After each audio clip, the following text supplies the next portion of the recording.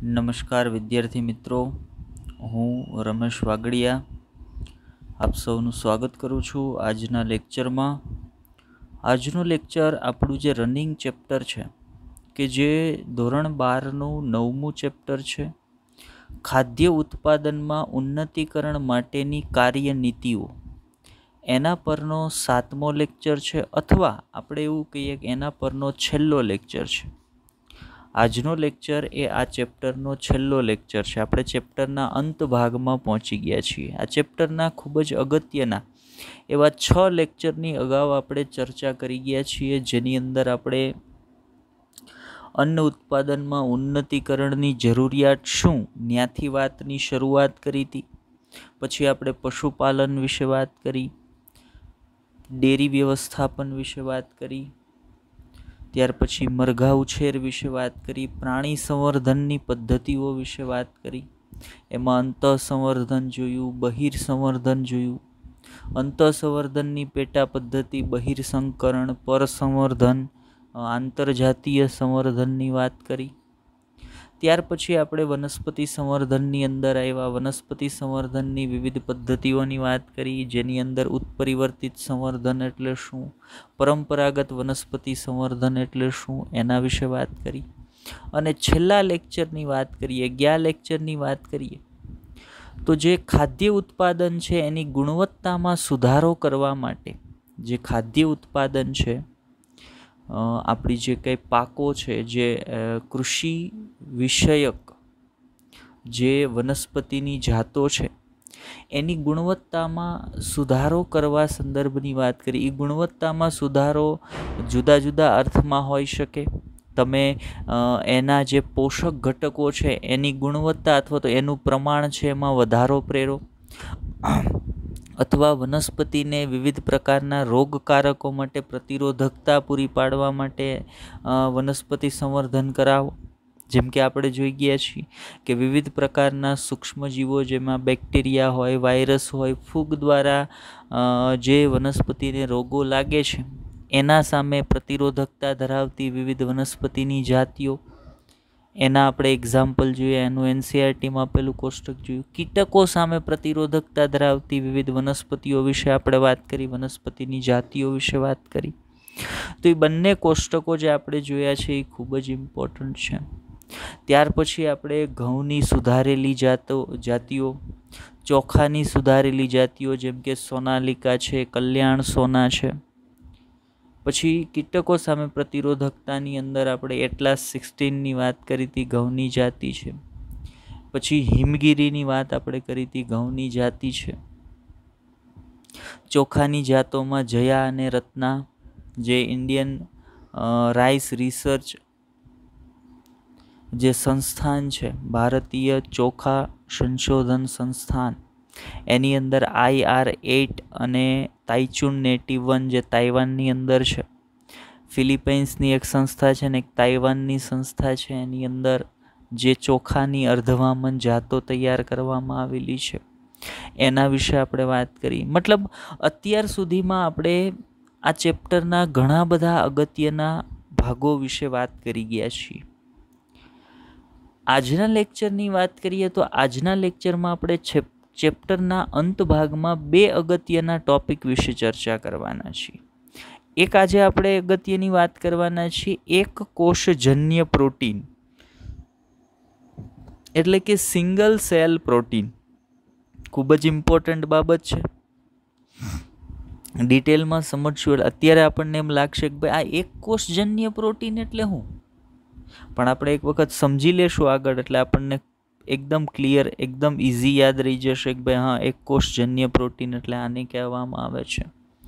અને બીજી અગત્યની બાબત આપણે જોવાની છે વનસ્પતિ પેશી સંવર્ધન, અથવા આપણે માત્ર પેશી સંવર્ધન કહીએ, ટિશ્યુ કલ્ચર. એના વિશે બેઝિક માહિતીની વાત કરવાની છે. તો આ 2 અગત્યના ટોપિક આજના લેક્ચરની અંદર આપણે સમજવાના છીએ, જે છેલ્લો લેક્ચર છે આ ચેપ્ટરનો. ચાલો તો લેક્ચરની શરૂઆત કરીએ. તો મેં તમને કીધું એમ પહેલો એક અગત્યનો ટોપિક જે આજના લેક્ચરની અંદર આપણે જોવાના છીએ એ છે એક કોષજન્ય પ્રોટીન. બરાબર, એક કોષજન્ય પ્રોટીન, સિંગલ સેલ પ્રોટીન.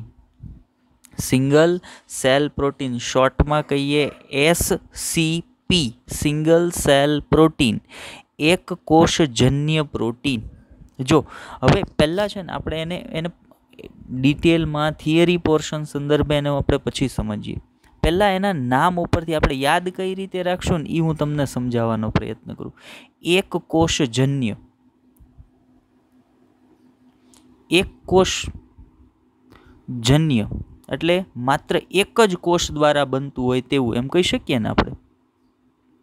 માત્ર એક જ કોષ દ્વારા બનતું હોય એવું એને એક કોષજન્ય કહેવાય. અને હું તો ભાઈ પ્રોટીન. હવે અહીંયા માત્ર એક જ કોષના સંદર્ભમાં આપણે કોની વાત લેવાની છે? તો ભાઈ આપણે લેવાની છે વિવિધ સૂક્ષ્મજીવોની વાત. સૂક્ષ્મજીવો જેને આપણે માઇક્રો ઓર્ગેનિઝમ, સૂક્ષ્મ જીવાણુઓ કે સૂક્ષ્મજીવો તરીકે ઓળખીએ છીએ. જે સૂક્ષ્મ છે એટલા માટે એક કોષજન્ય. એ બધા શેના બનેલા છે? તો ભાઈ મોટા ભાગના સૂક્ષ્મજીવો છે એ એક કોષીય હોય અથવા તો કોષ સ્તરીય આયોજન ધરાવતા હોય, આ પ્રકારના છે. અને એવા સૂક્ષ્મજીવો દ્વારા, જો ધ્યાન આપજો, એક કોષજન્ય પ્રોટીન એટલે કન્સેપ્ટ માત્ર એવો સમજો, એક જ કોષ દ્વારા ઉત્પન્ન કરવામાં આવતું પ્રોટીન, ઉત્પન્ન કરાવવામાં આવતું પ્રોટીન, એને એક કોષજન્ય પ્રોટીન કહેવાય. એટલું ખાલી મગજમાં અત્યારે ફિટ કરી લ્યો. બરાબર. હવે આવી જરૂરિયાત શું કામ ઊભી થઈ? એક કોષજન્ય પ્રોટીન બનાવવાની જરૂરિયાત શું કામ ઊભી થઈ? તો આપણે જેટલા પણ આપણા અત્યારના ખોરાકના ઘટકો છે, જો શાકાહારી લોકો હોય તો એના માટે તો ભાઈ ધાન્યની વાત કરો, કઠોળની વાત કરો, શાકભાજીની વાત કરો, ફળની વાત કરો, આ બધા આપણા પારંપરિક ખોરાકના ઘટકો છે. બરાબર. અને જો તમે માંસાહારીની વાત કરો તો વિવિધ પ્રકારના માંસાહાર, જેમાં મરઘીની વાત કરીએ, ત્યાર પછી મોટા શાકાહારી પ્રાણીઓની વાત કરીએ, તો એ માંસાહારી જે ખોરાકની પદ્ધતિ ધરાવે છે એનો આહાર થઈ ગયો. હવે સમજો, આપણા આહારના અથવા તો આપણા પોષણના મુખ્ય ઘટકો ક્યાં ક્યાં? તો આપણા પોષણના મુખ્ય ઘટકોમાં હોય કાર્બોદિત, પ્રોટીન, ચરબી, વિટામિન્સ અને ખનિજ દ્રવ્યો. બરાબર. અત્યારે આપણે મુખ્યત્વે વાત કરીએ પ્રોટીન પર, કે પ્રોટીન છે એ દરેક વ્યક્તિના પોષણનો ખૂબ જ અગત્યનો ઘટક છે. જો વ્યક્તિને પૂરતા પ્રમાણમાં પ્રોટીન પ્રાપ્ત ન થાય તો પ્રોટીનની અનિયમિતતાઓ અથવા તો પ્રોટીનની ખામીઓ છે ને એ શરીરમાં ઉત્પન્ન થવાની શરૂ થઈ જતી હોય. હવે સામાન્ય સ્થિતિમાં આપણે વાત કરીએ ને તો ધાન્ય છે, કઠોળ છે, શાકભાજી છે, ફળ છે, એ બધાના સંદર્ભમાં એની અંદર પ્રોટીન છે. બરાબર. કઠોળની આપણે વાત કરીએ તો કઠોળની અંદર પ્રોટીન પુષ્કળ પ્રમાણમાં છે, પણ એ પ્રોટીન એટલું બધું નથી કે જેના દ્વારા વ્યક્તિની પ્રોટીનની જરૂરિયાતો છે ને પૂરી થઈ જાય. પ્રોટીનનો મુખ્ય સ્ત્રોત કોણ? પ્રોટીનનો મુખ્ય સ્ત્રોત છે ને માંસ છે. પ્રોટીનનો મુખ્ય સ્ત્રોત છે એ માંસ છે. તો અહીંયા કહેવાનો અર્થ મારો એવો નથી કે ભાઈ માંસ ખાવું જોઈએ, નહીં. માંસ ખાવું અથવા તો શાકાહારમાંથી માંસાહાર તરફ આવવું એ પણ કોઈ યોગ્ય વિકલ્પ નથી. બિલકુલ ખોટી બાબત છે. શું કામ હું એમ કહું છું? તો માંસાહારી લોકો જે મતલબ કહેવાનો અર્થ એવો છે મારો કે માંસાહારની અંદર જે કોઈ પણ પ્રાણીઓનો ઉપયોગ થાય છે ને એમાંના મોટા ભાગના પ્રાણીઓ છે ને શાકાહારી હશે. માનો મરઘીનો માંસાહાર તરીકે ઉપયોગ થાય છે, બકરીનો માંસાહાર તરીકે ઉપયોગ થાય છે. બરાબર. અને બીજા જે શાકાહારી પશુઓ લાઈક હરણ, ખરેખર એ ઇલીગલ છે. બરાબર. કાનૂની ગુનો બને છે જો હરણનો શિકાર કરવામાં આવે, સસલાનો શિકાર કરવામાં આવે. પણ આ બધા કેવા છે? શાકાહારી પ્રાણીઓ છે જેનો માંસાહાર તરીકે ઉપયોગ થાય છે. હવે એ બધા પોતાના શરીરની અંદર જે માંસ અથવા તો જે સ્નાયુઓ, મસલ્સ બનાવે છે, એ મસલ્સ એમાંથી બન્યા, એને જે ખોરાક લીધો એમાંથી બન્યા ને. પણ એ તો ખોરાકમાં શું લે છે? તો ભાઈ શાકાહાર જ લે છે. આગળ એનસીઈઆરટીમાં પણ આ સંદર્ભના આંકડા આપ્યા છે આપણને. માનો કે 1 કિલોગ્રામ માંસ કોઈ એક માંસાહાર તરીકે ઉપયોગમાં લેવાતું કોઈ એક પ્રાણી હોય, એ પોતાના શરીરમાં 1 કિલો માંસ બનાવે ને, તો 1 કિલો માંસ બનાવવા માટે એણે 3 થી 10 કિલોગ્રામ જેટલો શાકાહાર અનાજ છે ને ખાવું પડે. પ્રાણીએ પોતાના શરીરની અંદર 1 કિલોગ્રામ માંસ બનાવવા માટે પોતે 3 થી 10 કિલોગ્રામ જેટલું અનાજ ખાવું પડે, એટલે શાકાહાર લેવો પડે. તો હવે 5 કિલોની એક મરઘી હોય, 5 કિલોની એક મરઘી છે ઉદાહરણ તરીકે, એટલું બધું વજન નહીં હોય, આપણે એમ કે 2 કિલોની એક મરઘી છે, અથવા તો મરઘીના શરીરમાં 2 કિલો માંસ છે, તો એ 2 કિલો માંસ બનાવવા માટે એણે 20 કિલો અનાજ ખાધું હશે. તો મતલબ એક વખત એ 2 કિલોની મરઘીનો ખોરાક તરીકે કેટલા ટાઈમમાં ઉપયોગ થવાનો? એક જ ટાઈમમાં. જ્યારે 20 કિલો અનાજનો ખોરાક તરીકે કેટલા ટાઈમ સુધી તમે ઉપયોગ કરી શકો? ખૂબ લાંબા સમય સુધી ઉપયોગ કરી શકો. બરાબર. તો કહેવાનો અર્થ એટલો છે કે માંસાહાર કરતા લોકો અથવા તો શાકાહાર કરતા લોકો સામાન્ય સ્થિતિમાં શાકાહારી ડાયટમાં જે કંઈ છે એ અને માંસાહારી ડાયટમાં જે કંઈ છે એ લોકોની પ્રોટીનની જરૂરિયાત પૂરી કરી શકતું નથી, અથવા તો પ્રોટીનની જરૂરિયાત પૂરી કરવા માટે એનો વધારે પડતો ઉપયોગ છે એ કરવો પડે. હવે વધારે પડતો ઉપયોગ કરવા કરતાં આપણે માત્ર એવું જ વાપરીએ કે ભાઈ એ પ્રોટીનની જરૂરિયાત પૂરી કરી શકતું નથી, તો હવે શું કરવું પડે? તો ભાઈ હવે તમારે એવો કંઈક વિકલ્પ ગોતવો પડે. હવે તમારે એવો કંઈક વિકલ્પ ગોતવો પડે કે ઓછા ઉત્પાદન સાથે વધારે પ્રોટીનનું પ્રમાણ. માનો સમજો હું જે વાત સમજાવવા માંગુ છું કે એક વ્યક્તિની દિવસની પ્રોટીનની જરૂરિયાત, એક વ્યક્તિના શરીરની દિવસની પ્રોટીનની જરૂરિયાત એક્ઝામ્પલ તરીકે 10 ગ્રામ છે. એણે દિવસનું 10 ગ્રામ પ્રોટીન તો કમસે કમ ખાવું જ પડે એની શરીરની જરૂરિયાત પૂરી કરવા માટે. હવે સમજો કે 10 ગ્રામ પ્રોટીન મેળવવા માટે એણે કમસે કમ, હું એક્ઝામ્પલ તરીકે વાત કરું, 1 કિલોગ્રામ કઠોળ ખાવા પડે. 1 કિલોગ્રામ કઠોળ ખાય ને ત્યારે એના શરીરની 10 ગ્રામ પ્રોટીનની જરૂરિયાત પૂરી થાય. તો મતલબ અહીંયા વ્યક્તિએ કાયમનું 1 કિલોગ્રામ પોતાની પ્રોટીનની જરૂરિયાત પૂરી કરવા માટે વ્યક્તિએ કાયમનું 1 કિલોગ્રામ કઠોળ ખાવું પડે. પણ એની જગ્યાએ જો હવે દરેક વ્યક્તિ 1 કિલો કઠોળ કાયમનું ખાઈ જાય તો કઠોળનો એક સમય એવો આવે, કઠોળ છે એ ખૂટી જાય દુનિયામાંથી, કઠોળની અછત છે એ સર્જાવા માંડે.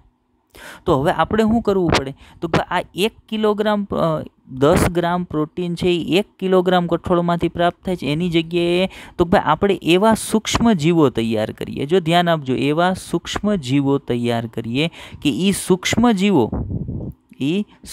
જીવો 10 ગ્રામ પ્રોટીન છે ને એ તૈયાર કરે. બરાબર. અને એ આના કરતાં ઝડપથી કઠોળ 10 ગ્રામ પ્રોટીન કઠોળ તૈયાર થાય એના કરતાં વધારે ઝડપથી સૂક્ષ્મજીવો છે એ 10 ગ્રામ પ્રોટીન તૈયાર કરે. સૂક્ષ્મજીવોની અંદર કોણ કોણ હોઈ શકે? તો ભાઈ સૂક્ષ્મજીવોની અંદર ફૂગ પણ હોઈ શકે, પછી લીલ પણ હોઈ શકે, ત્યાર પછી બેક્ટેરિયા પણ હોઈ શકે. એક એક્ઝામ્પલ જે વનસ્પતિ લીલનું આપણને આપ્યું છે એનસીઈઆરટીમાં એ જ લો. બરાબર. કે આપણે વાત કરીએ એમ કે એક વ્યક્તિએ પોતાની દરરોજની પ્રોટીનની જરૂરિયાત જે 10 ગ્રામ છે એ પૂરી કરવા માટે એણે 1 કિલોગ્રામ કઠોળ ખાવું પડતું હતું, પણ એની જગ્યાએ એ હવે એક લીલ છે સ્પાઇરુલિના એટલે સ્પાઇરુલિના લીલ છે એનો પાવડર, સ્પાઇરુલિના લીલનો પાવડર 2 ચમચી એક્ઝામ્પલ તરીકે 2 ચમચી પાવડર લઈ લે એટલે એની જે દરરોજની પ્રોટીનની જરૂરિયાત છે એની પૂરી થઈ જશે. તો હવે આ 1 કિલોગ્રામ કઠોળ દરરોજનું બચી ગયું ને. એ શું કામ બચ્યું? તો ભાઈ આપણે પ્રોટીનના સ્ત્રોત તરીકે કોનો ઉપયોગ કરીએ છીએ? તો ભાઈ સૂક્ષ્મજીવોનો. સૂક્ષ્મજીવો તરીકે આપણે અહીંયા કોનો ઉપયોગ લીધો? તો ભાઈ લીલનો. તો એ લીલ દ્વારા તમે જે પ્રોટીન તૈયાર કરાવ્યું ને, એ બેક્ટેરિયા દ્વારા તમે જે પ્રોટીન તૈયાર કરાવો, ફૂગ દ્વારા તમે જે પ્રોટીન તૈયાર કરાવો ને, એ પ્રોટીનને કેવું પ્રોટીન કહેવાય? એક કોષજન્ય પ્રોટીન કહેવાય. વાત મગજમાં બેસી જાય છે એક કોષજન્ય પ્રોટીનની? ચાલો તો અહીંયા એક્ઝામ્પલ તમે જુઓ, સિંગલ સેલ પ્રોટીન બનાવવા માટે તો ભાઈ ફંગસનો ઉપયોગ લઈ શકાય, ઈસ્ટનો ઉપયોગ, આલ્ગી છે એનો ઉપયોગ તમે લઈ શકો, બેક્ટેરિયાનો ઉપયોગ લઈ શકો.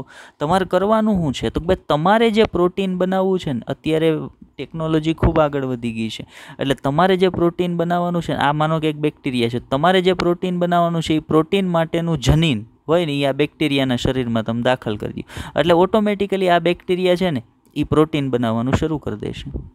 અને એટલું બધું ઝડપથી પ્રોટીન બનાવવાનું શરૂ કરશે કેમ કે બેક્ટેરિયાની પોતાની વિભાજન ક્ષમતા ખૂબ સારી હોય. એના કારણે તો ભાઈ એની અંદર દાખલ કરેલું તમારું પ્રોટીન બનાવવા માટેનું જનીન છે એ પણ ખૂબ ઝડપથી વૃદ્ધિ પામશે, ખૂબ જ ઝડપથી વધશે, અને પરિણામે તો ભાઈ ખૂબ મોટા પ્રમાણમાં એ પ્રોટીન છે એ ઉત્પન્ન કરશે. તો એ બેક્ટેરિયા દ્વારા તૈયાર થયેલ પ્રોટીનને એક કોષજન્ય પ્રોટીન કહેવાય. એવી જ રીતે તમે ફૂગ પાસે પ્રોટીન તૈયાર કરાવો એ એક કોષજન્ય પ્રોટીન કહેવાય. તમે લીલ પાસે આવું પ્રોટીન તૈયાર કરાવો એ પણ એક કોષજન્ય પ્રોટીન કહેવાય. બરાબર. ચાલો તો હવે એક કોષજન્ય પ્રોટીન શું છે એનો કન્સેપ્ટ આપણા મગજમાં ક્લિયર થઈ ગયો. હવે જઈએ એનસીઆરટી પર. બરાબર, કે ભાઈ એક કોષજન્ય પ્રોટીન માટે એનસીઆરટી આપણને શું કહે છે. તો જુઓ, એક કોષજન્ય પ્રોટીન એટલે કે સિંગલ સેલ પ્રોટીન એટલે કે SCP ધાન્ય હોય, કઠોળ, શાકભાજી, ફળ વગેરેના પારંપરિક કૃષિ ઉત્પાદનોનો દર એટલો નથી કે તે મનુષ્ય અને પ્રાણીઓની વધતી જતી જનસંખ્યાની જરૂરિયાતોને પૂરી કરી શકે અથવા તો જરૂરિયાતોની પૂર્તિ કરી શકે. આપણા જે સામાન્ય જે ખોરાકના ઘટકો છે જેમાં ધાન્ય, કઠોળ, શાકભાજી, ફળ વગેરે છે, જે પારંપરિક કૃષિ ઉત્પાદનો છે, એનો દર એટલો બધો નથી કે આપણી અથવા તો કોઈ પણ પ્રાણી કે મનુષ્યની વધતી જતી જનસંખ્યાની જરૂરિયાતો, પોષણની જરૂરિયાતો જનસંખ્યા વધતી જશે એટલે એની પોષણની જરૂરિયાતો વધતી જશે, તો એ પૂરી કરી શકે તેમ નથી. આપણે જોઈએ શાકાહારથી માંસાહારમાં પરિવર્તન પણ ધાન્યની માંગને પહોંચી વળે એમ નથી, કારણ કે 1 કિલોગ્રામ માંસના સંવર્ધન માટે 3 થી 10 કિલોગ્રામ અનાજની આવશ્યકતા રહે છે. આગળ જે વાત મેં તમને સમજાવી એ જ વાત છે. બરાબર, કે 1 કિલોગ્રામ મરઘીએ પોતાના શરીરમાં 1 કિલોગ્રામ માંસ બનાવવા માટે કમસે કમ એને 10 કિલોગ્રામ અનાજનો ખોરાક તરીકે ઉપયોગ કરવો પડે. તો 1 કિલોગ્રામ માંસ કરતાં 10 કિલોગ્રામ જે અનાજ છે એનું મૂલ્ય છે એ વધી જાય. અથવા તો 1 કિલોગ્રામ માંસમાંથી માનો કે 1 કે 2 વ્યક્તિની જ ખોરાકની જરૂરિયાત પૂરી થાય, જ્યારે 10 કિલોગ્રામ અનાજ એટલે કે ઘઉં કે ચોખાની અંદરથી તો ભાઈ ઘણા બધા લોકોની ખોરાકની જરૂરિયાત છે, પોષણની જરૂરિયાત છે એ પૂરી થઈ જવાની છે. પણ અહીંયા જે આપણે જરૂરિયાતની વાત કરીએ છીએ ને એ પેટ ભરીને ખોરાક ખાવાની વાત નથી કરતા, આપણે પોષક દ્રવ્યયુક્ત ખોરાક ખાવાની વાત કરીએ છીએ, પોષણની જરૂરિયાતની વાત કરીએ છીએ આપણે. બરાબર, ચલો આગળ વધીએ. શું તમે આ વિધાનને તમારા આહાર શૃંખલાના જ્ઞાનને આધારે વર્ણવી શકો છો? હા, મેં આગળ વર્ણવ્યું ને તમને કે આહાર શૃંખલાનું દરેક સ્તર, ઉદાહરણ તરીકે માનો કે આ જે છે એ ઉત્પાદકોનું સ્તર છે. પહેલું સ્તર છે એ ઉત્પાદકો એટલે કે વનસ્પતિઓનું સ્તર છે. એના પછી કોનું સ્તર હોય? તૃણાહારીઓ એટલે કે શાકાહારી, તૃણાહારી. બરાબર.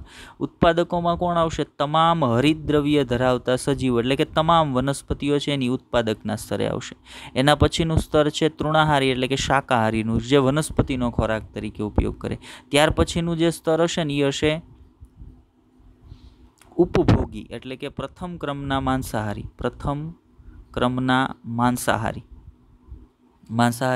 હવે શું થશે? જો જેટલા પણ માંસાહારમાં ઉપયોગમાં લેવાતા પ્રાણીઓ છે ને એ બધા ક્યાંક ને ક્યાંક આ તૃણાહારીઓની અંદર આવતા હશે. એટલે એ પોતે પોતાનો જેવભાર બનાવવા માટે અથવા તો પોતાના શરીરમાં માંસ બનાવવા માટે એનો ઉપયોગ કરે છે, તો ભાઈ ઉત્પાદકોનો. બીજું એક યાદ રાખજો કે આ બધા જે સ્તરો છે ને આને જૈવિક સ્તરો કહેવાય. અને જ્યારે ઉર્જા અથવા તો જૈવભારનો જથ્થો એક સ્તરથી બીજા સ્તરમાં જાય ને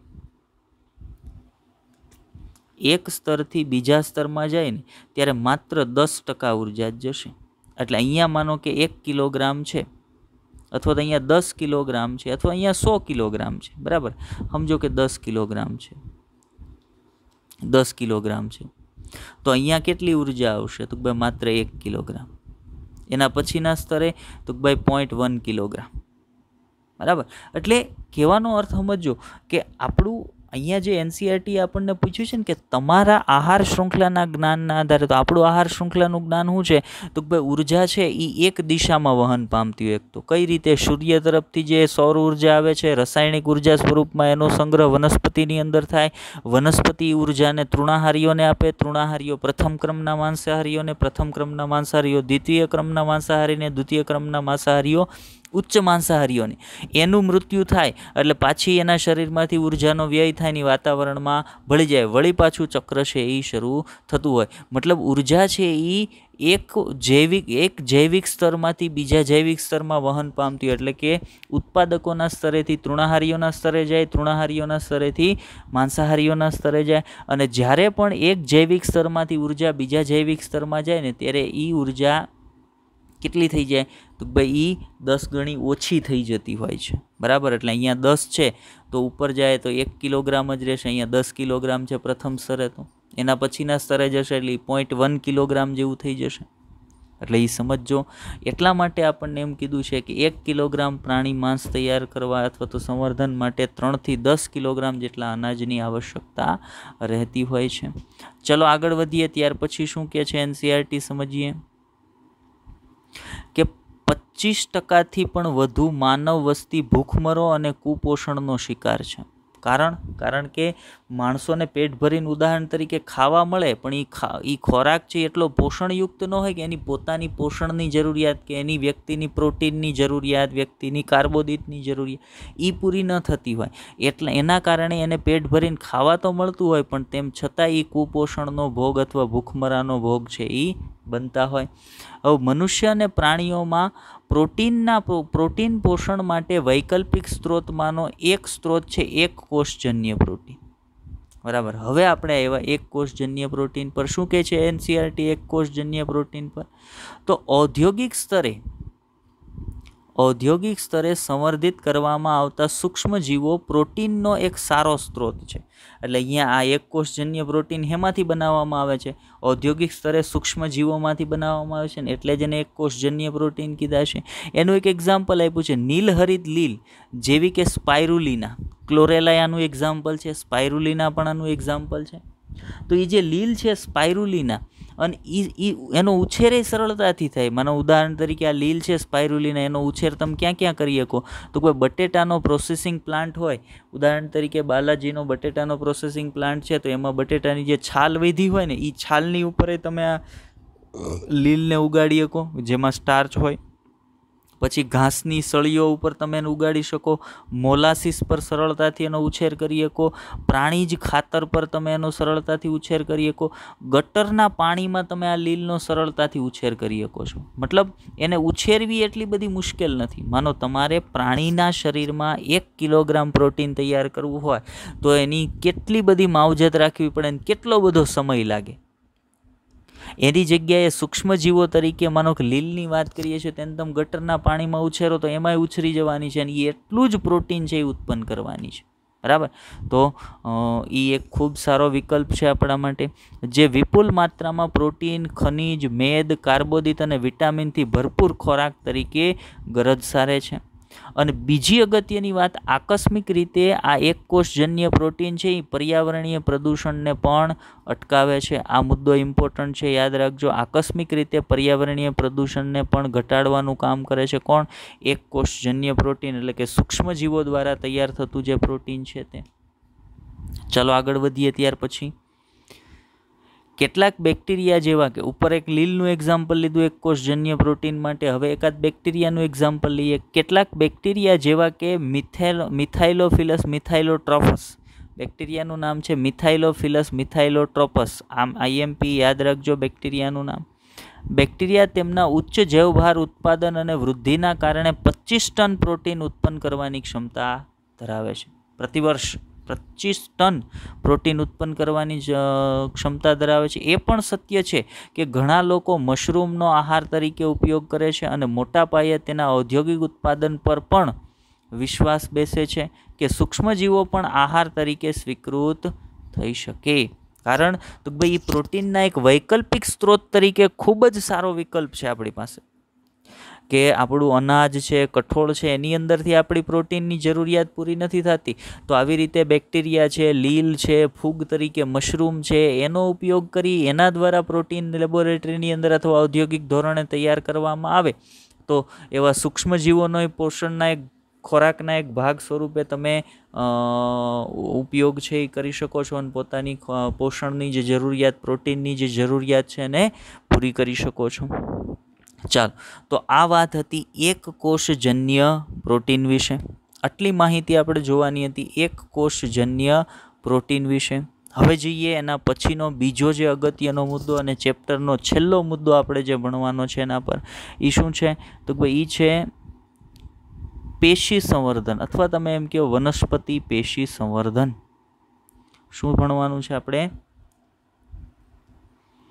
પેશી સંવર્ધન અથવા વનસ્પતિ પેશી સંવર્ધન, ઇંગ્લિશમાં જેને આપણે ટિશ્યુ કલ્ચર તરીકે ઓળખીએ છીએ. બરાબર. હવે ટિશ્યુ કલ્ચર અથવા પેશી સંવર્ધન એટલે છે શું? તો શબ્દ સમજો, પેશી સંવર્ધન. સંવર્ધન કરવું એટલે વૃદ્ધિ કરાવવી. સંવર્ધન કરવું એટલે વૃદ્ધિ કરાવવી. તો પેશી સંવર્ધનનો અર્થ એવો થાય છે, પેશી સંવર્ધનનો અર્થ એવો થાય છે કે કોઈ પણ વનસ્પતિ દેહનો એક નાનો ટુકડો, એ પ્રકાંડનો ટુકડો હોય, એ વનસ્પતિના પર્ણનો ટુકડો હોય, વનસ્પતિના મૂળનો ટુકડો હોય, વનસ્પતિ દેહનો એક નાનો ટુકડો લઈ અને એમાંથી આખી નવી વનસ્પતિ બનાવવાની પ્રક્રિયા, એને કહેવામાં આવે પેશી સંવર્ધન. કેમ? તો ભાઈ જે નાનો ટુકડો તમે લીધો એમાં છે શું? એમાં વનસ્પતિક પેશી છે.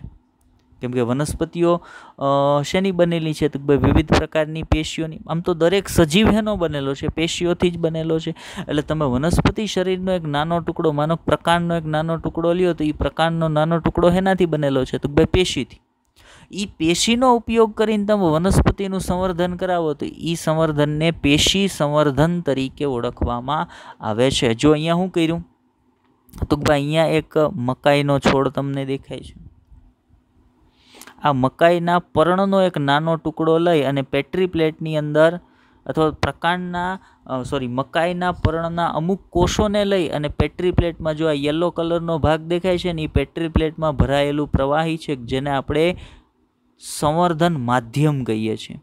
સંવર્ધન માધ્યમ. તો આ જે મકાઈના પર્ણના કોષો લીધા છે અને સંવર્ધન માધ્યમમાં મૂક્યા, અને આ કોષની અંદરથી એક નવો મકાઈનો છોડ તૈયાર કરવાની જે પદ્ધતિ છે ને, એ પદ્ધતિને કહેવાય પેશી સંવર્ધન. તમે અહીંયા વનસ્પતિ એક આખા સંપૂર્ણ નવા વનસ્પતિ દેહનું નિર્માણ વનસ્પતિની એક પેશીની અંદરથી અથવા તો વનસ્પતિ દેહના એક નાના ટુકડામાંથી કરો છો. તો એવા સંવર્ધનને પેશી સંવર્ધન તરીકે ઓળખવામાં આવે છે. અને પેશી સંવર્ધનમાં તમે કઈ રીતે નવી વનસ્પતિ તૈયાર કરો છો? તો જૂની વનસ્પતિ દેહના એક નાના ટુકડાનો ઉપયોગ કરીને, અથવા જૂની જે વનસ્પતિ છે એના દેહનો માત્ર એક જ કોષ લઈ અને તમે એ એક કોષમાંથી આખી નવી વનસ્પતિ તૈયાર કરી શકો છો. તો એને શું કહેવાય? તો ભાઈ એને પેશી સંવર્ધન તરીકે ઓળખવામાં આવે છે. ચલો આગળ સમજીએ આપણે કે ભાઈ પેશી સંવર્ધન એટલે શું છે. તો જુઓ, અહીંયા પેશી સંવર્ધનની જે પદ્ધતિ છે ને, વધારે ડિટેલમાં આપણે આ ચેપ્ટરની અંદર પેશી સંવર્ધન વિશે વાત નથી કરવાની, પણ છતાંય આપણે સરળતાથી સમજી શકીએ કે ભાઈ જેથી કરીને મને યાદ રાખવામાં મુશ્કેલી ન સર્જાય. કન્સેપ્ચ્યુઅલ ક્લેરિટી માટે આપણે અહીંયા એક વખત તમને પેશી સંવર્ધનને વ્યવસ્થિત રીતે સમજાવીએ છીએ. જુઓ અહીંયા શું છે? તો ભાઈ એક વનસ્પતિક દેહ છે. બરાબર. મૂળ, પ્રકાંડ, પર્ણ ત્રણે ધરાવતો એક વનસ્પતિક દેહ છે. અહીંયા શું કર્યું છે? તો ભાઈ આ વાનસ્પતિક દેહનું આ જે છે ને, એ પર્ણ છે, એ પર્ણના અમુક કોષોને લીધા. જુઓ, એ પર્ણના અમુક કોષોને લીધા. એ કોષોને લઈ અને એક પેટ્રી પ્લેટમાં મૂક્યા. અહીંયા છે ને આ એક પેટ્રી પ્લેટ છે. એ પેટ્રી પ્લેટની અંદર શું ભરેલું હતું? તો એ પેટ્રી પ્લેટમાં પ્રવાહી ભરેલ છે. પ્રવાહી. એ પ્રવાહીને કહેવાય શું? એ પ્રવાહીને કહેવાય સંવર્ધન માધ્યમ. બરાબર. સંવર્ધન માધ્યમ એટલે શું? તો એવું પ્રવાહી કે જેમાં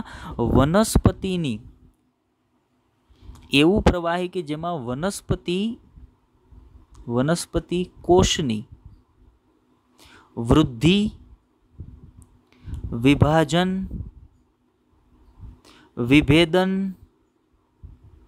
માટે જરૂરી તમામ ઘટકો હાજર હોય.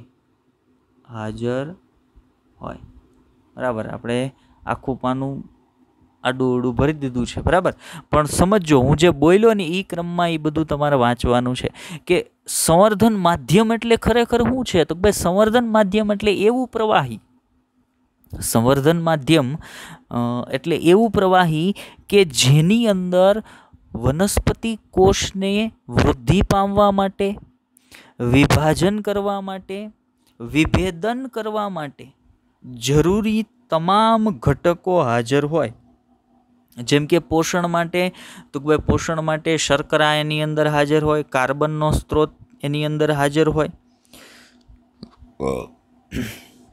બીજા નંબર પર આપણે વાત કરીએ તો સંવર્ધન માધ્યમની અંદર વૃદ્ધિ નિયામકો છે એ હાજર હોવા જોઈએ કે જે વનસ્પતિની વૃદ્ધિનું નિયમન કરે. વૃદ્ધિ નિયામક તરીકે તો ભાઈ ઓક્ઝિન હોય, સાઇટોકાઇનિન હોય.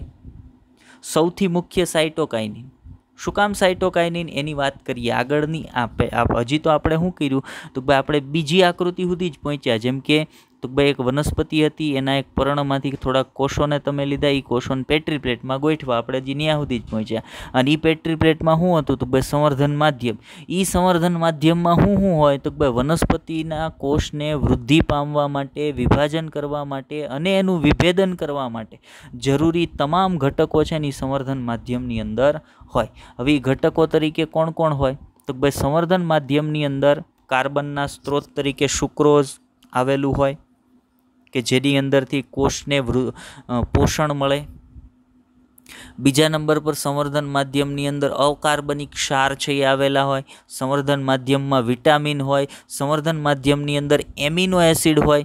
આ સિવાય સંવર્ધન માધ્યમમાં વૃદ્ધિ નિયામકો. સંવર્ધન માધ્યમમાં વૃદ્ધિ નિયામકો કોણ કોણ? પહેલો વૃદ્ધિ નિયામક હશે સાઇટોકાઇનિન અને બીજા નંબર પર હશે ઓક્ઝિન. આ બેયનું કામ શું છે? તો ભાઈ આનું સાઇટોકાઇનિનનું કામ છે વનસ્પતિની જે અગ્રકલિકા હોય ને, કલિકા, એની વૃદ્ધિ પ્રેરે છે. અને આ જે છે એ માનો આપણે કહીએ પશ્વકલિકાની વૃદ્ધિ પ્રેરે છે. બરાબર. એટલે એ વૃદ્ધિ નિયામકો છે, વનસ્પતિની વૃદ્ધિનું નિયમન કરે છે. અને આ બેયના પ્રમાણમાં થતો ફેરફાર છે ને એ પેશી સંવર્ધનની અંદર ખૂબ જ અગત્યનો છે. હવે થશે શું? તો આ બધું હશે ક્યાં? સંવર્ધન માધ્યમની અંદર આ બધું હાજર હશે. તો એ સંવર્ધન માધ્યમમાંથી એ જે કોષ તમે તમારે જે વનસ્પતિનું પેશી સંવર્ધન કરવું છે એ વનસ્પતિના થોડા કોષ કાઢીને તમે એને પેટ્રી પ્લેટમાં મૂક્યા. એટલે એ કોષો શું કરશે? તો ભાઈ આ સંવર્ધન માધ્યમમાંથી પોષણ મેળવશે. એ સંવર્ધન માધ્યમમાંથી પોષણ મેળવી પોતાની વૃદ્ધિ કરશે, કોષ વિભાજન પામશે. પરિણામે એક કોષોનો સમૂહ તૈયાર થશે. એક કોષોનો, પહેલાં તમે માત્ર એક જ કોષ મૂક્યો હતો પેટ્રી પ્લેટમાં, એ કોષે કોષ વિભાજન પામ્યું, પરિણામે એક કોષોનો સમૂહ તૈયાર થયો. એ કોષોના સમૂહને કહેવાય કેલસ. યાદ રાખજો, કોષોના સમૂહને શું કહેવાય? કેલસ કહેવાય. અને વનસ્પતિ સંવર્ધનમાં કેલસ બનવા સુધીની જે પ્રક્રિયા છે ને એને કેલસ સંવર્ધન પણ કહેવાય. આખી પ્રક્રિયા એને વનસ્પતિ સંવર્ધન કહેવાય. પણ કેલસ બનવા સુધીની જે પ્રક્રિયા છે એને શું કહેવાય? કેલસ સંવર્ધન કહેવાય. તો કેલસ એટલે શું છે? તો ભાઈ કેલસ એટલે જે વનસ્પતિ પેશીનો કોષ સંવર્ધન માધ્યમમાં મૂક્યો તો એ કોષના કોષ વિભાજનના કારણે એક કોષોનો જથ્થો તૈયાર થાય ને એ કોષોના સમૂહ કે જથ્થાને કેલસ તરીકે ઓળખવામાં આવે છે. હવે કેલસ બની ગયા. હવે એ કેલસને લઈ અને આ પેટ્રી પ્લેટમાંથી ટ્રાન્સફર કરવામાં આવે, સંવર્ધન માધ્યમની અંદર મૂકવામાં આવે. પણ આ પેટ્રી પ્લેટમાં જે સંવર્ધન માધ્યમ હતું, આ પેટ્રી પ્લેટમાં જે સંવર્ધન માધ્યમ હતું, આ બંને પેટ્રી પ્લેટ તો એકની એક જ છે, કેમ કે આમાં એક કોષ તમે મૂક્યો હતો ને એમાંથી એમાં ફેરવાનું, કેલસમાં ફેરવાનું. કેલસને તમે જ્યારે આ ફ્લાસ્કની અંદર ટ્રાન્સફર કર્યા, જરૂરી નથી ફ્લાસ્ક હોય, બીજું કોઈ પાત્ર સમજી લ્યો કે ફ્લાસ્ક જ છે, તો ફ્લાસ્કની અંદર તમે એને ટ્રાન્સફર કર્યા ત્યારે ફ્લાસ્કની અંદર જે વૃદ્ધિ નિયામક હતા ને, સાઇટોકાઇનિન અને ઓક્ઝિન, આ બેયનો જે રેશિયો છે ને એને બદલી નાખવામાં આવે.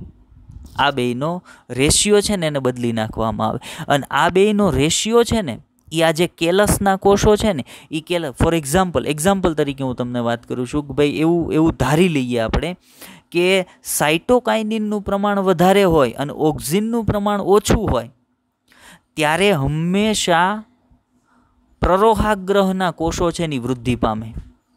માનો જે કોષોનો સમૂહ જે કેલસ છે એ કેલસના બંધારણમાં રહેલા બધા કોષો કેવા હશે? સમાન હશે.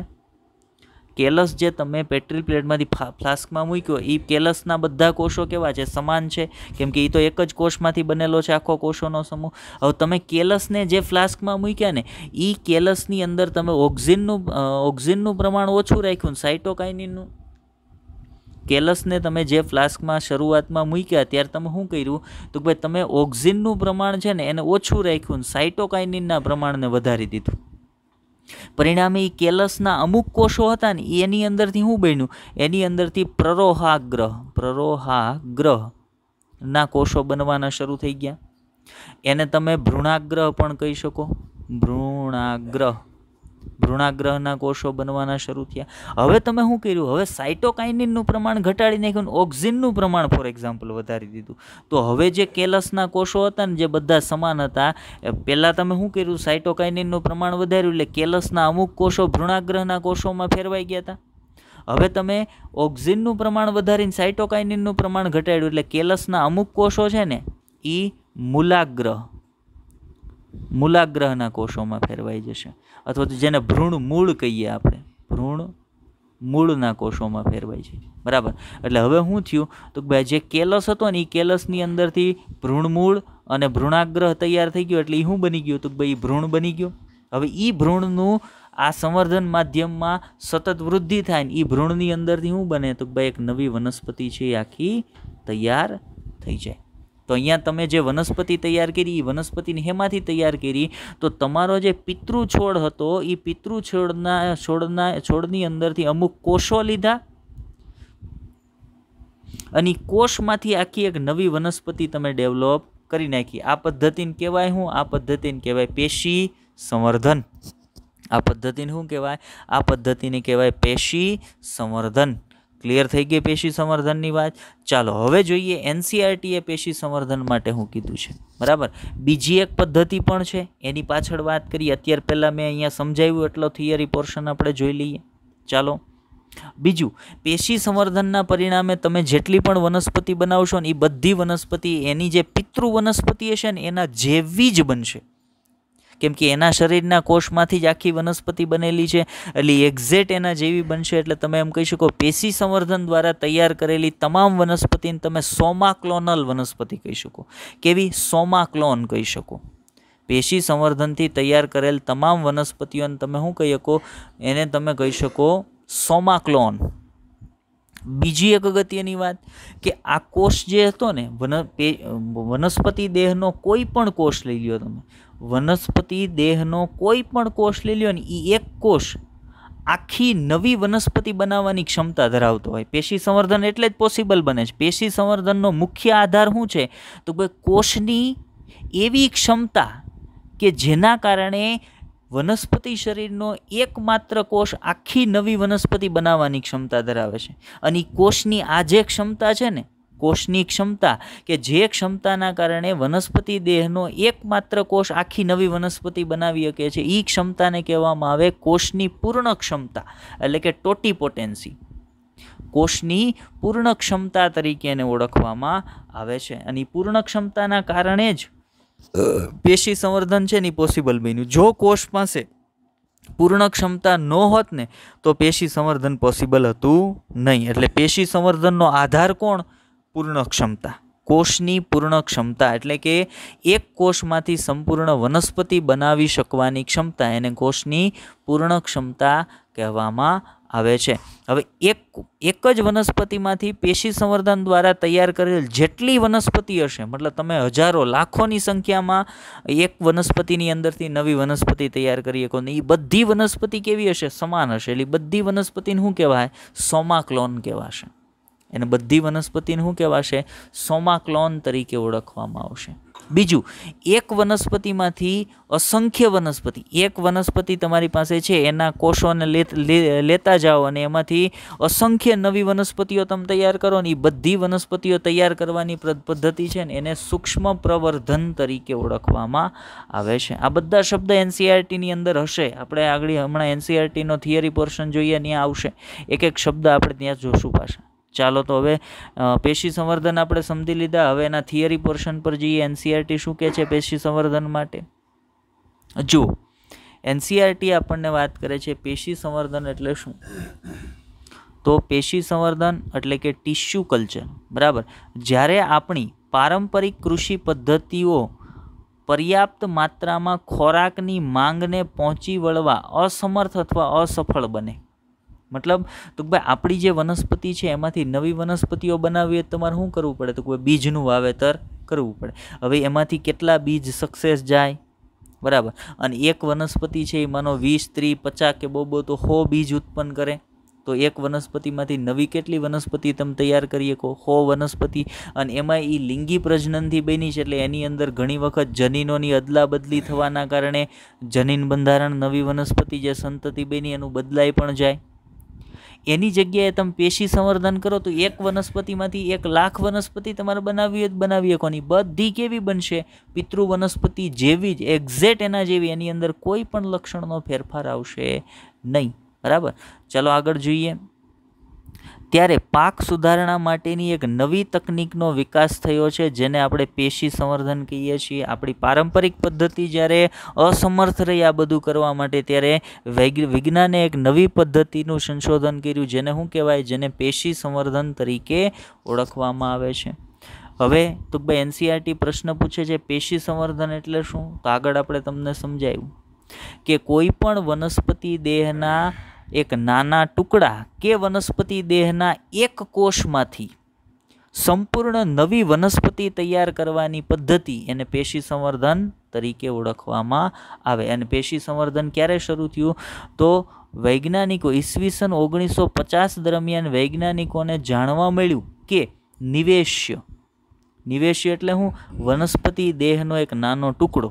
એ પ્રકાંડનો ટુકડો હોય તોય નિવેશ્ય કહેવાય, પર્ણનો ટુકડો હોય તોય નિવેશ્ય કહેવાય, મૂળનો ટુકડો હોય તોય નિવેશ્ય કહેવાય.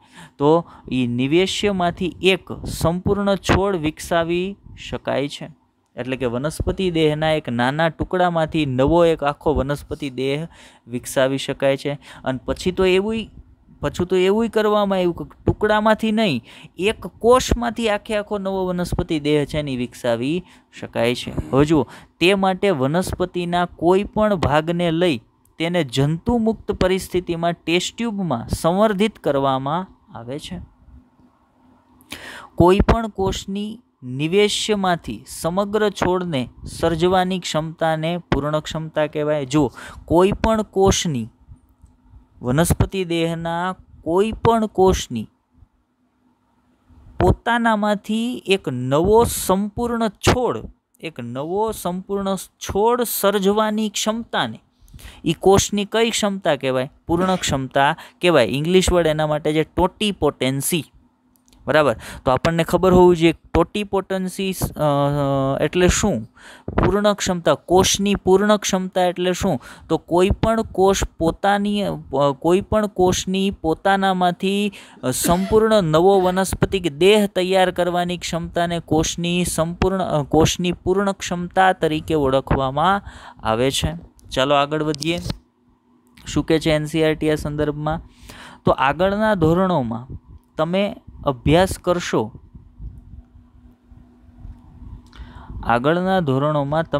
કરશો કે કઈ રીતે શક્ય બનાવી શકાય છે, એટલે કે પેશી સંવર્ધન કઈ રીતે થઈ શકે છે. અત્યારે આપણે એટલું બધું ડીપમાં એના વિશે વાત કરવાની નથી. હવે જુઓ, અહીં એક વાત પર ખાસ ભાર મૂકવો જોઈએ કે પોષક માધ્યમમાં કાર્બનના સ્ત્રોત જેવા કે સુક્રોઝ, પોષક માધ્યમ એટલે સંવર્ધન માધ્યમો, પોષક માધ્યમ એટલે બીજું કાંઈ નહીં, સંવર્ધન માધ્યમ. હમણાં જે મેં પેટ્રી પ્લેટમાં ભરેલું કે ફ્લાસ્કમાં ભરેલા માધ્યમની વાત કરી હતી ને, એ જ પોષક માધ્યમ છે, એને જ સંવર્ધન માધ્યમ કહેવાય. એમાં શું હોવું જોઈએ? તો ભાઈ કાર્બનના સ્ત્રોત તરીકે સુક્રોઝ હોવો જોઈએ, અકાર્બનિક ક્ષાર હોવા જોઈએ, વિટામિન્સ હોવા જોઈએ, એમિનો એસિડ હોવા જોઈએ, ઓક્ઝિન અને સાઇટોકાઇનિન જેવા વૃદ્ધિ નિયામકો હોવા જોઈએ. વૃદ્ધિ નિયામકોનું કામ શું છે? આગળ આપણે તમને સમજાવ્યું. કાર્બન એનર્જીના સોર્સ તરીકે, ક્ષાર છે, વિટામિન્સ છે, આ અગત્યના એમિનો એસિડ, આ બધા અગત્યના ઘટકો તરીકે સંવર્ધન માધ્યમની અંદર હોવા જરૂરી છે. જુઓ, ઓછા સમયમાં મોટી સંખ્યામાં વનસ્પતિઓનું પ્રસર્જન મેળવવું શક્ય બને છે. કોના દ્વારા? પેશી સંવર્ધન દ્વારા. કઈ રીતે? તો તમારે માત્ર શું કરવાનું છે? તો એક વનસ્પતિનું પર્ણ લીધું અને એ વનસ્પતિના પર્ણમાંથી તમને માનો કે 1,00,000 કોષ મળ્યા, તો 1,00,000 કોષમાંથી તમે 1,00,000 નવી વનસ્પતિ તૈયાર કરી શકો છો. જ્યારે ઓલામાં શું કરવું પડે? તો ભાઈ તમે વાવેતર કરો, પછી વનસ્પતિમાં પુષ્પ આવે, એમાં પરાગનયન થાય, એમાં ફલન થાય, પછી તો ભાઈ એમાં ફળ આવે, એ ફળની અંદર બીજ હોય, એ ફળ પાકે, એની અંદર જે બીજ છે એને તમે એકત્રિત કરો, પછી પાછા વાવો, ત્યારે નવી વનસ્પતિ તમને મળે ને. અહીંયા હું તો ભાઈ પર્ણનો એક ટુકડો લીધો, એમાં જેટલા કોષો હતા એ બધા કોષોને કાઢી અને સંવર્ધન માધ્યમમાં મૂકી દીધા, કેલસ બન્યા, કેલસને સંવર્ધન માધ્યમમાં મૂક્યા અને સંવર્ધન માધ્યમમાં વૃદ્ધિ નિયામકોની સારવાર આપી. પરિણામે તો ભાઈ દરેક કોષ જે કેલસ હતો ને, એ કેલસમાંથી શું બન્યું? તો કોઈ ભ્રૂણ બન્યો અને એક નવી વનસ્પતિ બની ગઈ. મતલબ એક કોષમાંથી તમે આખી નવી એક વનસ્પતિ દેહ તૈયાર કરી શકો છો. અને ઘટનાનું કે પ્રસર્જન તરીકે ઓળખવામાં આવે છે. અસંખ્ય આવી વનસ્પતિઓ એક વનસ્પતિમાંથી બનાવવી, એને શું કહેવાય? એને સૂક્ષ્મ પ્રવર્ધન કહેવાય છે. આગળ જોઈએ. આમ પેશી સંવર્ધન દ્વારા હજારોની સંખ્યામાં વનસ્પતિઓના સર્જનની આ પદ્ધતિને શું કહેવાય? સૂક્ષ્મ પ્રવર્ધન કહેવાય. મતલબ એક વનસ્પતિનું પર્ણ લઈને એમાંથી 1,000 નવી વનસ્પતિ તમે બનાવી નાખો, તો એને શું કહેવાય? તો એને સૂક્ષ્મ પ્રવર્ધન તરીકે ઓળખવામાં આવે. જુઓ, પછી શું કહે છે? આ રીતે ઉત્પન્ન થતી વનસ્પતિઓ તેમની મૂળ વનસ્પતિઓને મળતી આવે છે. આગળ મેં તમને કીધું હતું, કેમ કે એ બની છે એમાંથી, એના જ શરીરના એક કોષમાંથી બની છે, એટલે એ એના જેવી જ હોવાની છે. જેમાંથી તેમને વિકસાવી હોય, એટલે કે તેઓ સોમાક્લોનલ હશે. મેં કીધું ને સરખા, સોમાક્લોન એટલે કેવા? સરખા. એ કેવી હશે? સોમાક્લોન હશે. માનો કે આ મૂળ વનસ્પતિ છે, એમાંથી 1,000 નવી વનસ્પતિ બનાવી. પેશી સંવર્ધન દ્વારા 1,000 નવી વનસ્પતિ બનાવી. તો આ 1,000 જે પેશી સંવર્ધન દ્વારા તૈયાર થયેલી વનસ્પતિ છે ને, એક્ઝેક્ટ કોના જેવી હશે? એની મૂળ વનસ્પતિ જેવી. એટલે એકબીજાના શું થશે? તો ભાઈ સોમાક્લોન થશે. અને આ 1,000 વનસ્પતિ એકબીજા માટે કેવી થશે? સોમાક્લોન થશે, સરખી થશે. કેમ? તો ભાઈ આ 1,000 વનસ્પતિ આ વનસ્પતિના શરીરના જ કોષમાંથી તૈયાર કરેલી છે, એટલે એ બધાને કેવી કહેવાશે? સોમાક્લોનલ કહેવાશે. ચાલો આગળ વધીએ કે મહત્વની ખાદ્ય પેદાશો જેવી કે ટમેટા, કેળા, સફરજન વગેરેનું મોટા પાયે ઉત્પાદન આ પદ્ધતિ દ્વારા કરવામાં આવે છે. એટલે કે સક્સેસફુલી પેશી સંવર્ધનનો ઉપયોગ છે એની અંદર થાય છે. તમે તમારા શિક્ષક સાથે આવી પેશી સંવર્ધન પ્રયોગશાળાની મુલાકાત લો, જેથી વધુ સમજી શકાય અને તેને બિરદાવી શકાય. આગળનો મુદ્દો, આ પદ્ધતિનો મહત્વનો અન્ય ઉપયોગ એ છે કે રોગિષ્ટ વનસ્પતિમાંથી તંદુરસ્ત વનસ્પતિઓની પુનઃ પ્રાપ્તિ થઈ શકે છે. પેશી સંવર્ધન દ્વારા એક રોગિષ્ટ વનસ્પતિમાંથી પુનઃ તમે તંદુરસ્ત વનસ્પતિ પ્રાપ્ત કરી શકો છો. ધ્યાનથી સાંભળજો કઈ રીતે. માનો એક વનસ્પતિ છોડ છે, એની અંદર વાયરસનો ચેપ લાગ્યો છે, એટલે વાયરસ દ્વારા એને કોઈ વાયરસનો રોગ લાગુ પડ્યો છે. હવે યાદ રાખજો, જ્યારે કોઈ પણ વનસ્પતિને કોઈ રોગકારકનો ચેપ લાગે ને, ત્યારે એ વનસ્પતિના જે અગ્રકલિકાનો ભાગ હોય, એ વનસ્પતિની જે અગ્રકલિકા હોય ને, કલિકા, આ અગ્રકલિકાના કોષો છે ને, એ વાયરસના ચેપથી મુક્ત હોય. એ આખી વનસ્પતિમાં વાયરસનો ચેપ લાગી જાય, પણ અગ્રકલિકાના કોષો વનસ્પતિમાં અગ્રકલિકાના કોષો છે ને, એમાં વાયરસનો ચેપ નહીં લાગે. એટલે તમારે શું કરવાનું, તો ભાઈ એ વનસ્પતિનો અગ્રકલિકાને લઈ લેવાની, એ અગ્રકલિકાના કોષોને અલગ તારવી લેવાના, એને સંવર્ધન માધ્યમમાં મૂકવાના, એમાંથી કેલસ બનશે. એ કેલસને લઈ અને ફ્લાસ્કમાં મૂકવાના. એની અંદરથી તો ભાઈ તમે 1000 જેટલી જે રોગિષ્ટ વનસ્પતિ હતી એમાંથી તંદુરસ્ત 1000 જેટલી નવી વનસ્પતિઓ તૈયાર કરી લીધી. તો આ કોના કારણે પોસિબલ બને છે, તો ભાઈ વનસ્પતિ સંવર્ધન દ્વારા. કે વનસ્પતિ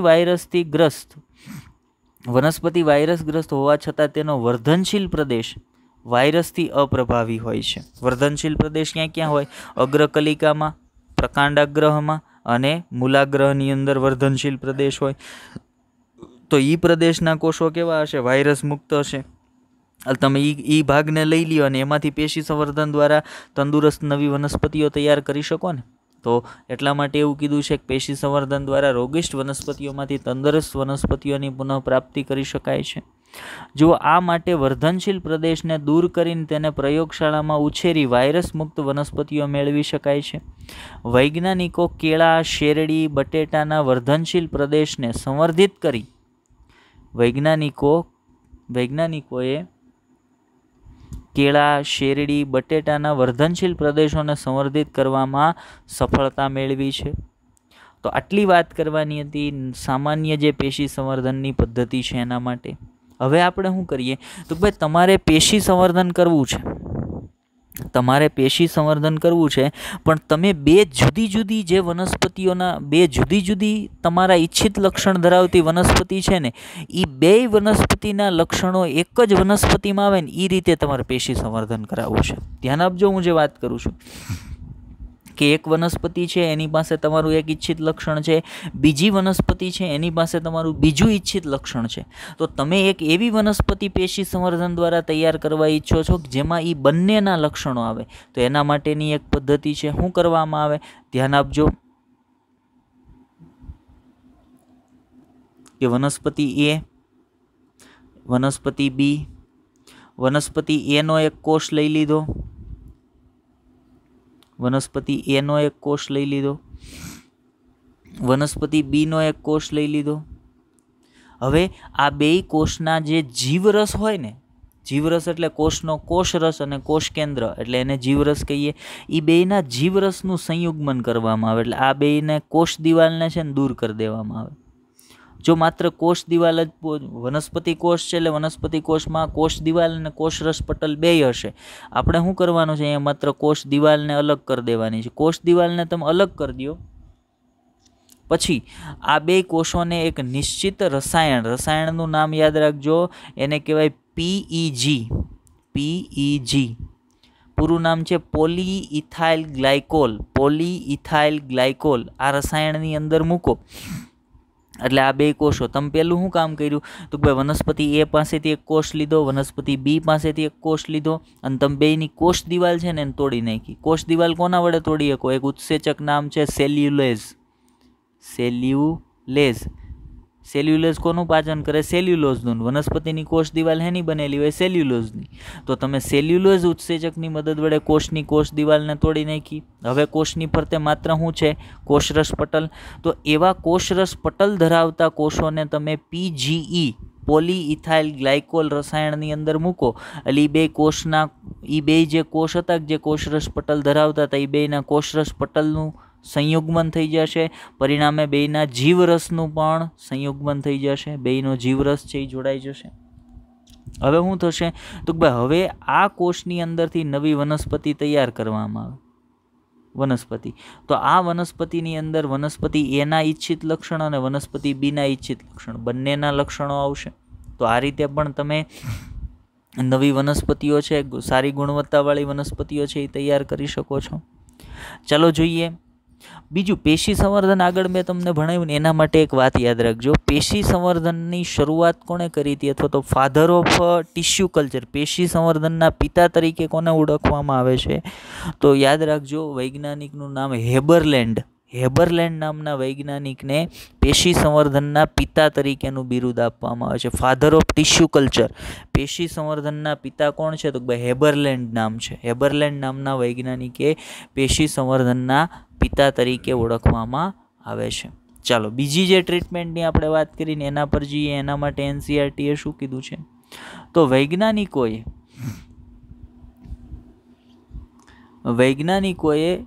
વનસ્પતિઓમાંથી એકાકી કોષને અલગ તારવ્યા છે તથા તેમની કોષ દિવાલનું પાચન કરાવી ખુલ્લું અને નગ્ન પ્રોટોપ્લાઝમ એટલે કે જીવરસ મેળવી શકાયું છે, જે કોષરસ પટલથી આવરિત હોય. જો મેં કીધું ને, વનસ્પતિ કોષની કોષ દિવાલ તમારે દૂર કરી નાખવાની. કોના વડે કરીએ? સેલ્યુલેઝ ઉત્સેચકની મદદ વડે. એટલે તમે પહેલાં શું કર્યું? તો બે વનસ્પતિઓના કોષો લીધા, એ કોષને સેલ્યુલેઝ ઉત્સેચકની સારવાર આપી, એટલે એની કોષ દિવાલ છે એ તૂટી ગઈ. હવે એ કોષની ફરતે માત્ર શું છે? કોષરસ પટલ છે. તો એ કોષરસ પટલથી આવરિત જે કોષો હોય એ કોષોને એક રસાયણની સારવાર આપો. રસાયણનું નામ પોલીઇથાઇલ ગ્લાયકોલ. જેવી રસાયણની સારવાર આપશો એટલે શું થશે? તો આ રીતે ભિન્ન જાતોના જીવરસ, એટલે બે કોષોના જીવરસ એટલે કે પ્રોટોપ્લાઝમ જે ઈચ્છિત લક્ષણો ધરાવે છે તેમને સંયોજિત કરી સંકર જીવરસ મેળવી શકાય છે. એટલે બે કોષો જોડાઈ જશે. આમ આ એક કોષ અને આ બીજો કોષ, બે કોષ જોડાઈ ગયા એટલે બે કોષના જીવરસ જોડાઈ જશે. એટલે પરિણામી જે જીવરસ બનશે એને સંકર જીવરસ કહી શકાય. સંકર જીવરસ કહેવાય, કેમ કે એ બે કોષોના જીવરસનું સંકરણ છે એટલે એને સંકર જીવરસ કહેશે. તમને સંકર જીવરસ પ્રાપ્ત થાય છે, જેના આગળ નવી વનસ્પતિના સર્જન માટે ઉપયોગ કરી શકાય. હવે આ જે સંયુગ્મનથી કોષ બન્યો ને એની અંદરથી આગળ નવી વનસ્પતિ છે એ તૈયાર કરી શકાય. આવી જાતોને દૈહિક સંકર સોમેટિક હાઇબ્રિડ કહેવાય. આની અંદરથી આ કોષમાંથી જે વનસ્પતિ તૈયાર થાય ને એને દૈહિક સંકર જાત કહેવાય. શું કામ? તો આજે તમે કોષ લીધા હતા ને એ કોષ કેવા હતા? એના દૈહિક કોષો હતા. એ કોષો વનસ્પતિના દૈહિક કોષો હતા. વનસ્પતિની અંદર માનો બે પ્રકારના કોષ, દૈહિક કોષો હોય અને જનન કોષો હોય. જનન કોષોમાં કોણ આવે? પરાગરજ છે, અંડક છે, એ જનન કોષોમાં આવે. અને બાકી વનસ્પતિ શરીરના તમામ કોષો છે એ દૈહિક કોષોમાં આવે. તો અહીંયા તમે દૈહિક કોષોને લીધા હતા કે વનસ્પતિ એનો દૈહિક કોષ, વનસ્પતિ બીનો દૈહિક કોષ, સેલ્યુલેઝની સારવાર આપી, કોષ દિવાલ તોડી નાખી, પછી એને પોલીઇથાઇલ ગ્લાયકોલની સારવાર આપી, બેયના જીવરસનું સંયુગ્મન કરાવ્યું. હવે તો ભાઈ આપણને એક સંકર જીવરસ પ્રાપ્ત થયો. એ કોષની અંદરથી તમે નવી વનસ્પતિ ડેવલપ કરો તો એ વનસ્પતિને કેવી કહેવાય? એને દૈહિક સંકર જાતો કહેવાય. જ્યારે તેની પદ્ધતિને દૈહિક સંકરણ, એની પદ્ધતિને કેવું સંકરણ કહેવાય? દૈહિક સંકરણ કહેવાય. શું કામ દૈહિક સંકરણ? તો અહીંયા તમે દૈહિક કોષો વચ્ચે સંકરણ કરાવ્યું છે એટલે એને દૈહિક સંકરણ કહેવાશે. ચાલો આગળ વધીએ. ત્યાર પછી શું કહે છે NCERT? તો એવી કલ્પના કરો, એક એક્ઝામ્પલ આપ્યું છે કે એવી કલ્પના કરો કે તમે ટમેટાના જીવરસનું જોડાણ બટેટાના જીવરસ સાથે કરવામાં આવે અને તેમાંથી ઉત્પન્ન થતી સંકર વનસ્પતિ ટમેટા અને બટેટા બંનેના લક્ષણો ધરાવે છે.